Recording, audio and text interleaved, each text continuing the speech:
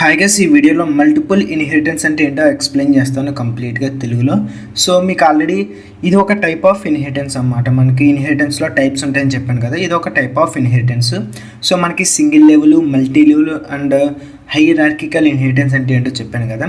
So multi level వేరు, multiple వేరు అన్నమాట. సో మల్టిపుల్ ఇన్హెరిటెన్స్ అంటే ఏంటంటే, సో ఇక్కడ మనం చూసుకున్నట్లయితే రెండు బేస్ క్లాసెస్ నుంచి ఒకే మన సబ్ క్లాస్ ఏదైతే చైల్డ్ క్లాస్ ఉందో, చైల్డ్ క్లాస్కి రెండు బేస్ క్లాసెస్ అంటే రెండు పేరెంట్స్ని ఇది డెరైవ్ చేస్తే అదే మల్టిపుల్ ఇన్హెరిటెన్స్ అవుతుంది అన్నమాట. ఫర్ ఎగ్జాంపుల్ మనకి సింగిల్ లెవెల్ అంటే ఏంటి, ఒక పేరెంట్ క్లాస్ ఉంటుంది, ఒక చైల్డ్ క్లాస్ ఉంటుంది. అదే మల్టీ లెవెల్ అంటే ఏంటి, ఒక పేరెంట్ క్లాస్ ఉంటుంది, దానికి చైల్డ్ క్లాస్ ఉంటుంది, మళ్ళీ చైల్డ్ క్లాస్ ఇంకొక చైల్డ్ క్లాస్ ఉంటుంది.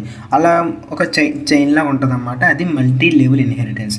అంటే హైరార్కికల్ ఇన్హెరిటెన్స్ అంటే ఏంటి, ఒక బేస్ క్లాస్ అంటే ఒక పేరెంట్ క్లాస్ ఉంటుంది, దానికి మల్టిపుల్ రెండు లేక అంతకన్నా ఎక్కువ చైల్డ్ క్లాసెస్ ఉంటే దాన్ని హైరార్కికల్ ఇన్హెరిటెన్స్ అంటారు అన్నమాట. అండ్ ఇది మల్టిపుల్ ఇన్హెరిటెన్స్ అంటే ఏంటంటే ఇక్కడ చూసుకున్నట్లయితే ఒకే క్లాసు మల్టిపుల్ క్లాసెస్ని డెరైవ్ చేసుకోవడం అన్నమాట. అంటే ఇక్కడ చూసుకున్నట్లయితే ఇక్కడ మీకు ఇదొక బేస్ క్లాసు, ఇదొక బేస్ క్లాసు, ఇదేమో డెరైవ్డ్ క్లాస్ అంటే ఇదేమో చైల్డ్ క్లాస్ అన్నమాట. రెండు క్లాసెస్ నుంచి ప్రాపర్టీస్ని ఇన్హెరిట్ చేసుకుంటుంది. సో దీన్నే మల్టిపుల్ ఇన్హెరిటెన్స్ అని అంటారు. సో మల్టిపుల్ ఇన్హెరిటెన్స్ అనేది కొంచెం మీకు కాన్సెప్ట్ ఇక్కడ ఇంట్రెస్టింగ్గా ఉన్నా సరే, జావాలో ఏం చేశారంటే రిమూవ్ చేశారన్నమాట. సో జావాలో మల్టిపుల్ ఇన్హెరిటెన్స్ అనే కాన్సెప్ట్ లేదు. ఎందుకు లేదంటే యాంబిగ్విటీ ఇష్యూస్ అంటే ఏంటంటే మీకు ఇప్పుడు ఎక్స్ప్లెయిన్ చేస్తాను. సో మల్టిపుల్ ఇన్హెరిటెన్స్ అనేది ఓన్లీ C++లో ఉంది, అంటే జావాలో లేదన్నమాట, రిమూవ్ చేశారు. కొన్ని లాంగ్వేజెస్లోనే ఉంటుంది. ఎందుకంటే దీనికి కొన్ని ఇష్యూస్ ఉన్నాయన్నమాట మల్టిపుల్ ఇన్హెరిటెన్స్కి. సో ఒకసారి మీకు ఫాస్ట్గా ఎడిటర్లోకి వచ్చిన తర్వాత మీకు డెమో కింద ఎక్స్ప్లెయిన్ చేస్తాను చూడండి. సో క్లాస్ ఏ అని చెప్పి ఒక క్లాస్ క్రియేట్ చేసుకుందాం. సో క్లాస్ క్రియేట్ చేసుకున్న తర్వాత మళ్ళీ క్లాస్ బి అని చెప్పి ఇంకో క్లాస్ క్రియేట్ చేస్తాను. అండ్ దాని తర్వాత క్లాస్ సి అని చెప్పి ఇంకొక క్లాస్ క్రియేట్ చేస్తాను. సో ఇలా క్లాసెస్ అన్నీ క్రియేట్ చేసిన తర్వాత ఇప్పుడు ఒకసారి చూసుకున్నట్లయితే ఇక్కడ నేను ఈ సి క్లాస్ని క్లోజ్ చేసిన తర్వాత ఇక్కడ ఏ క్లాస్లో నేను కన్స్ట్రక్టర్ తీసుకుంటాను అన్నమాట. పబ్లిక్ అని చెప్పి యాక్సెస్ మోడిఫైర్ పెట్టిన తర్వాత ఏ అని చెప్పి ఇక్కడ సో సి అవుట్ ఏ క్లాస్ కన్స్ట్రక్టర్. సో ఏ క్లాస్ కన్స్ట్రక్టర్ అని చెప్పి జస్ట్ ఒక నార్మల్ కన్స్ట్రక్టర్ని ప్రింట్ చేసుకుంటున్నాను. సో దాని తర్వాత బీ క్లాస్ కన్స్ట్రక్టర్ అని చెప్పి పబ్లిక్ అని పెట్టి అగైన్ బీ క్లాస్ కూడా కన్స్ట్రక్టర్ క్రియేట్ చేస్తున్నాను అన్నమాట. Cout B class constructor. So దీని తర్వాత సి క్లాస్ కూడా నేను నార్మల్గా కన్స్ట్రక్టర్ క్రియేట్ చేస్తాను అన్నమాట. సో దాని తర్వాత పబ్లిక్ అని పెట్టుకుంటాను. దాని తర్వాత సి అని చెప్పి cout C class constructor. So ఇలా మొత్తం 3 కన్స్ట్రక్టర్స్ పెట్టుకున్నాను కదా.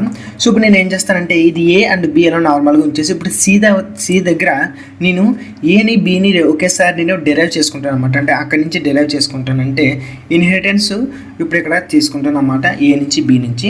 సో ఇక్కడ యాజ్ యూజువల్గా నార్మల్గా కాలన్ పెడతాం. కాలన్ పెట్టిన తర్వాత పబ్లిక్ అని రాసుకున్న తరువాత ఫస్ట్ ఏ క్లాస్ పెట్టుకుంటున్నాను, దాని తర్వాత కామా పెట్టి మళ్ళీ పబ్లిక్ అని పెట్టి బి అని పెట్టుకుంటున్నాను అన్నమాట.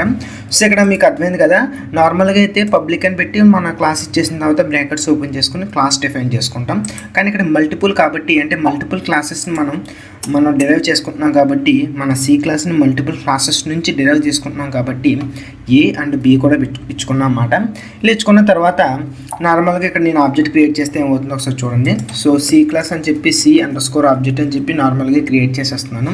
సో ఇక బ్రాకెట్స్ ఇచ్చినా ఇవ్వకపోయినా పర్లేదు అన్నమాట, ఎందుకంటే మన ఈ కన్స్ట్రక్టర్ అనేది పారామీటరైజ్డ్ కన్స్ట్రక్టర్ కాదు కదా.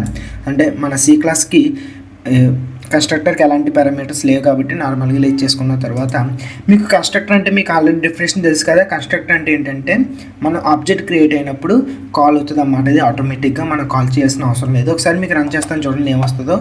So one second.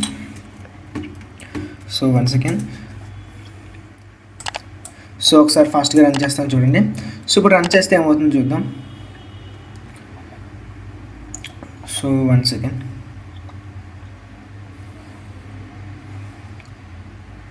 సో ఇక్కడ ఫస్ట్ మనకి ఏ క్లాస్ కన్స్ట్రక్టర్ వచ్చింది, తర్వాత బి క్లాస్ కన్స్ట్రక్టర్ వచ్చింది, దాని తర్వాత సి క్లాస్ కన్స్ట్రక్టర్ ప్రింట్ అయిందన్నమాట. సో ఎందుకు ఇలా జరిగిందంటే మనం ఎప్పుడైతే సి ఆబ్జెక్ట్ క్రియేట్ చేస్తామో మన ఫస్ట్ కంట్రోల్ ఇక్కడికి వస్తుంది కదా. సో మన కన్స్ట్రక్టర్ కాల్ అవుతుందని చెప్పాం కదా సిది ఆటోమేటిక్గా. సో సిది ఆటోమేటిక్గా కాల్ అయ్యే ముందు ఇక్కడ మనకి చూసుకున్నట్లయితే ఇది ఇన్హెరిటెన్స్ అవుతుంది కాబట్టి, డెరైవ్ అవుతుంది కాబట్టి ఫస్ట్ సూపర్ క్లాసెస్ అంటారు అన్నమాట. అంటే పేరెంట్ క్లాసెస్ని సూపర్ క్లాసెస్ అంటారు. సో సూపర్ క్లాసెస్లో ఉన్న కన్స్ట్రక్టర్స్ ఫస్ట్ కాల్ అవుతాయి అన్నమాట అగైన్. సో ఇప్పుడు ఇక్కడికి వచ్చి కాలు ఏది ప్రింట్ అవుతుంది. సో ఈ ఆర్డర్లో అన్నమాట. ఫస్ట్ ఏ క్లాస్ కన్స్ట్రక్టర్ కాల్ అవుతుంది, దాని తర్వాత బి క్లాస్ కన్స్ట్రక్టర్ కాల్ అవుతుంది, దాని తర్వాత చైల్డ్ క్లాస్ కన్స్ట్రక్టర్ కాల్ అయిందన్నమాట. A class, B class and C class.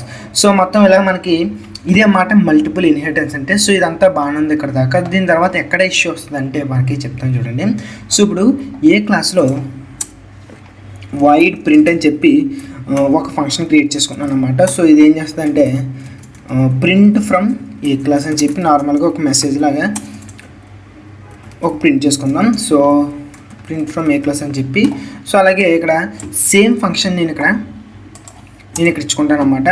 మన బి క్లాస్లో కూడా నేను సేమ్ ఫంక్షన్ ఇచ్చుకుంటాను. సో బి క్లాస్లో నేను ఏం చేస్తానంటే ఇక్కడ చిన్నగా చేంజ్ చేస్తాను అనమాట, ప్రింట్ ఫ్రమ్ బి క్లాస్ అని చెప్పి.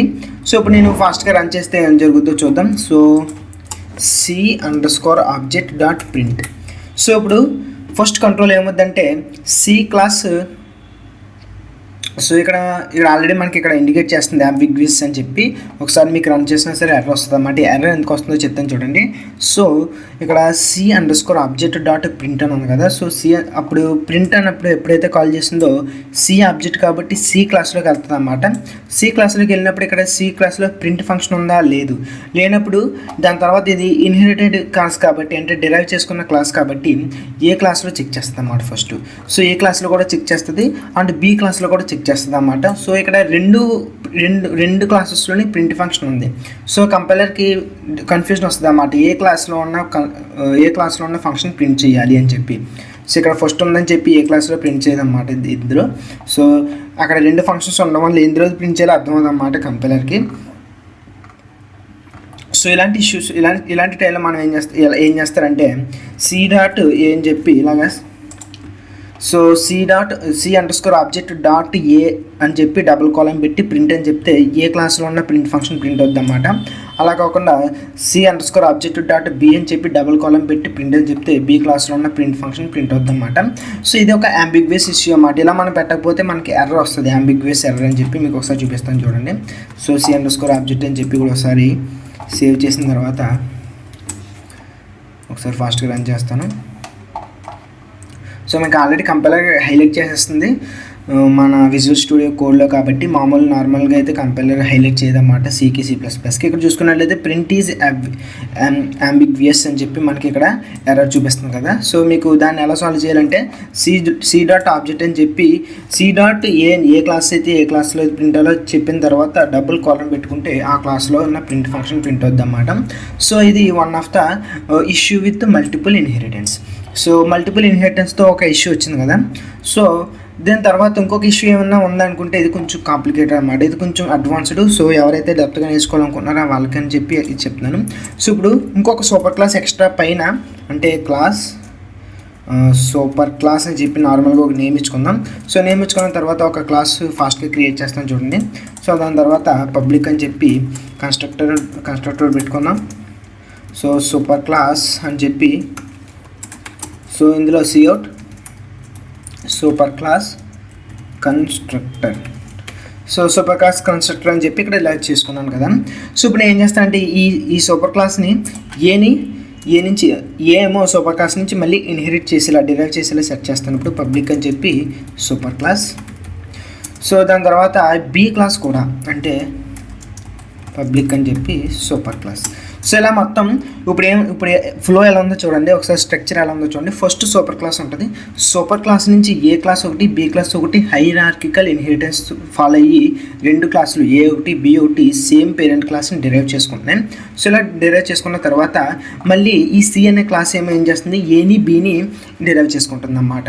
అంటే ఫస్ట్ ఏమో సూపర్ క్లాస్, దాని తర్వాత రెండు చైల్డ్ క్లాస్ ఏంటి ఏ బి వస్తే మళ్ళీ ఏ బి నుంచి సి క్లాస్ అనేది మనకి డిరైవ్ అవుతుంది కదా.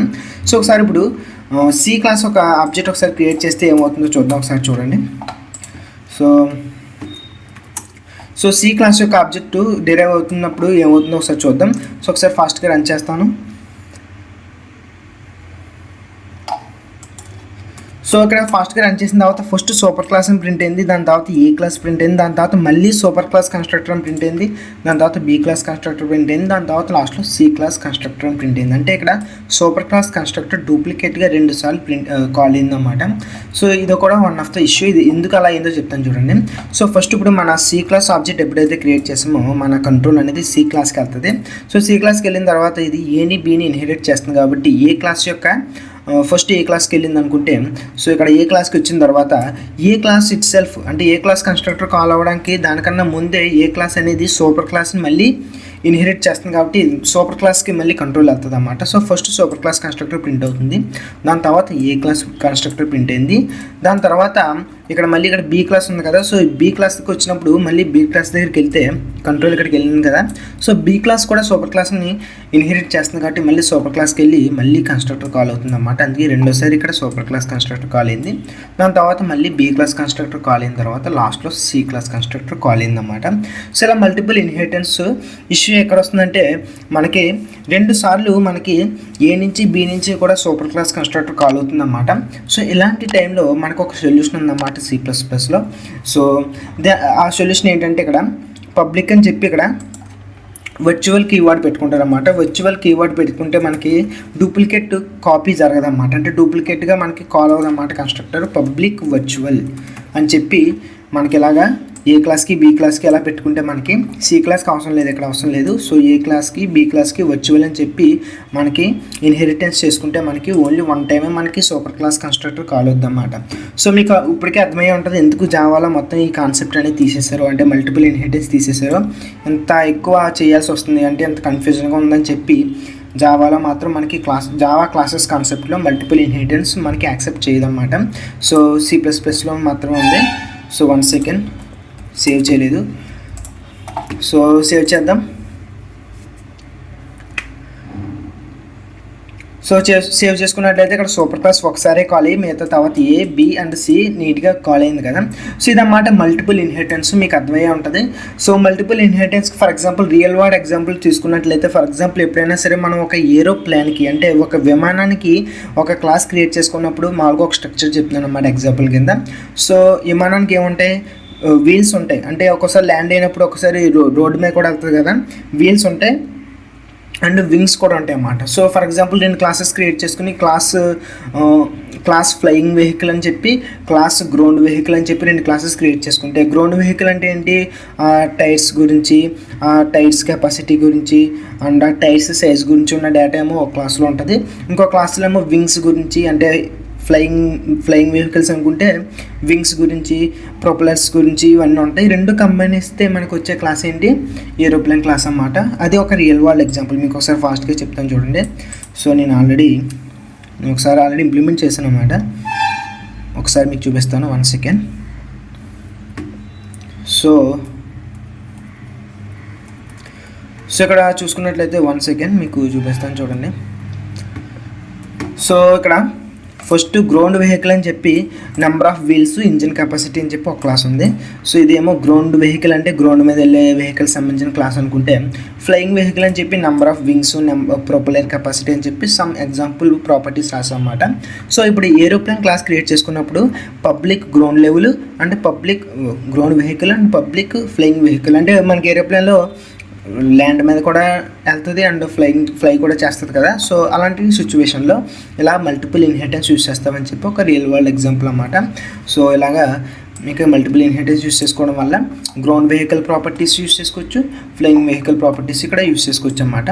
సో ఇది ఒక ఎగ్జాంపుల్.